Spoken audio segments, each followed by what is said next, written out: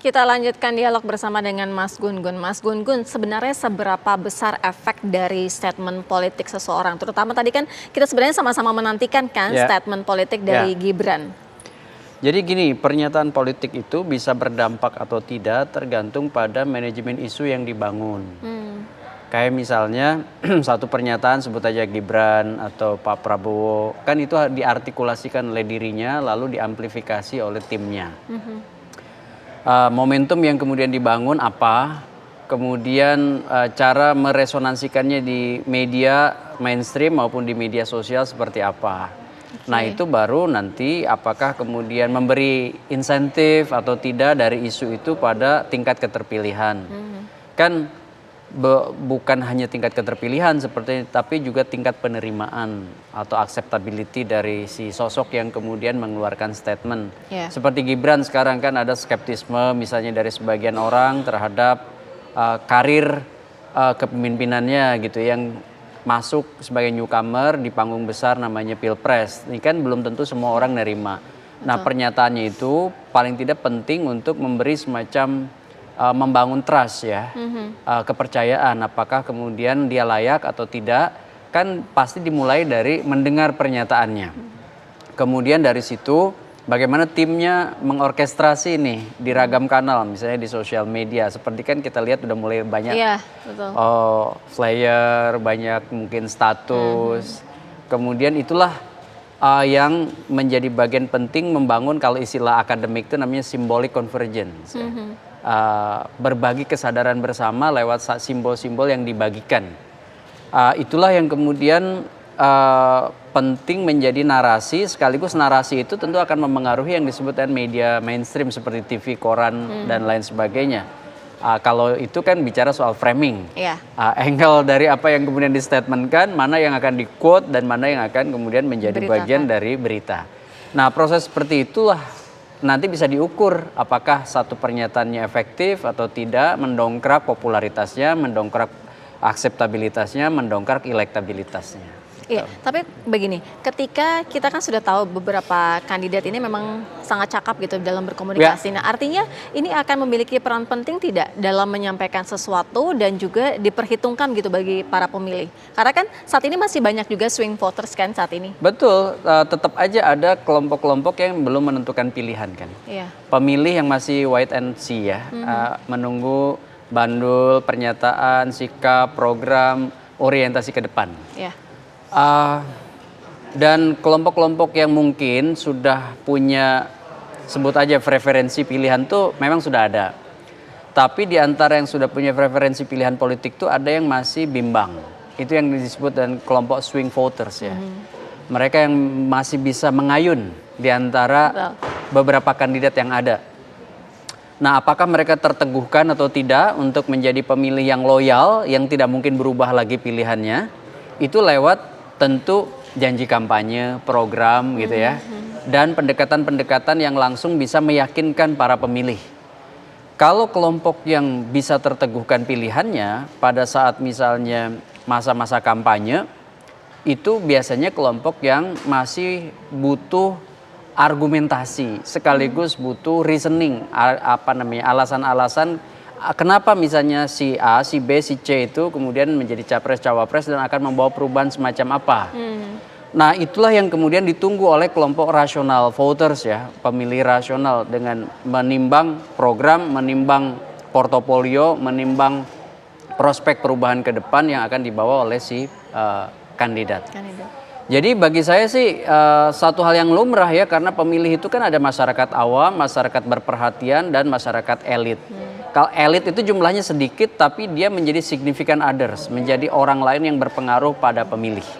Atensi publik yang sudah mulai berperhatian pada satu isu seperti isu pemilu, isu politik, mungkin jumlahnya tidak sebanyak masyarakat awam atau general public, tapi bisa menjadi jembatan antara masyarakat awam dengan masyarakat elit. Nah yang terbesar dari piramida pemilih itu adalah masyarakat awam.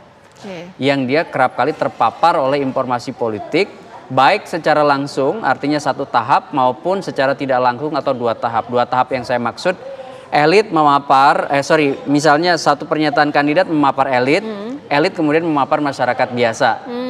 Nah, jadi sebenarnya si masyarakat biasa itu lebih terpengaruh oleh patronnya. Oke. Gitu. Misalnya sebut aja mahasiswa dipengaruhi oleh dosennya.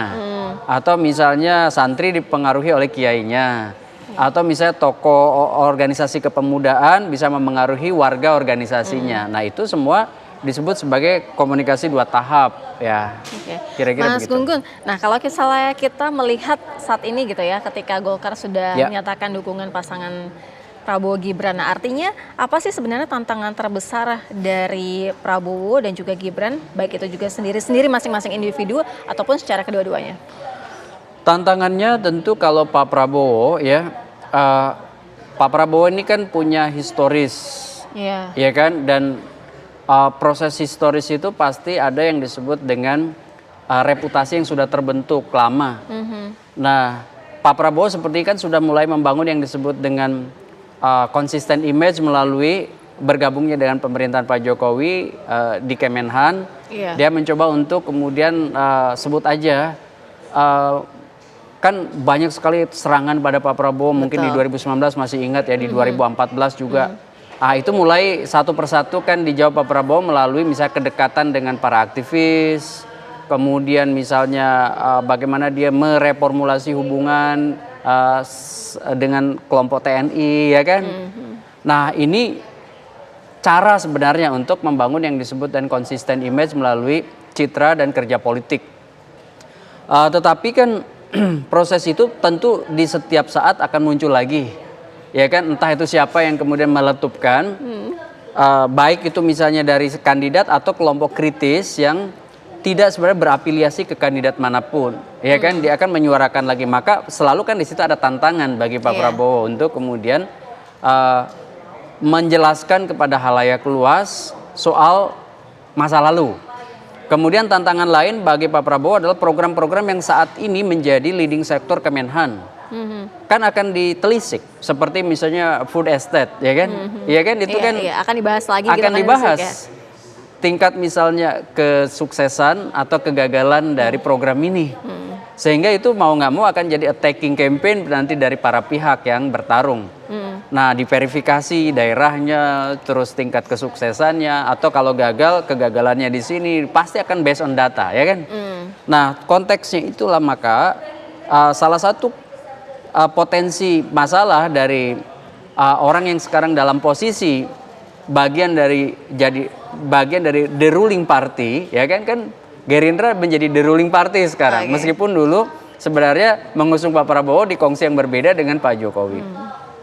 Nah, otomatis Kemenhan sebagai leading sektor, salah satu leading sektor penting di pemerintahan Pak Jokowi akan ditelisik oleh banyak pihak, seperti pengadaan alutsista, ya kan, dan sebagainya.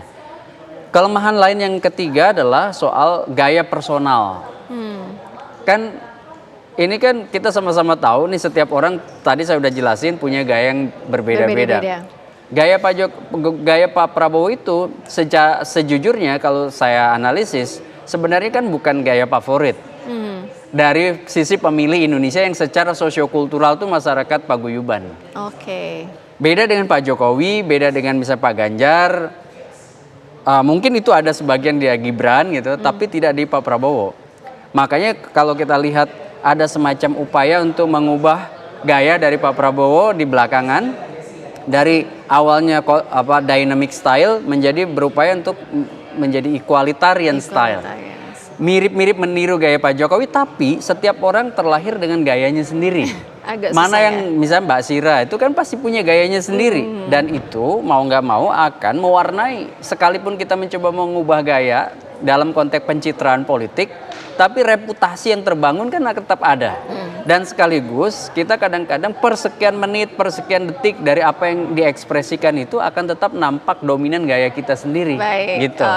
Baik. Terima kasih Mas Gunggun, sudah dari cukup lama sekali ya berjam-jam menemani kita di Breaking News TV One ya. Terima kasih. Ya, sama-sama. Pemirsa, Breaking News TV One segera kembali. Usai jeda.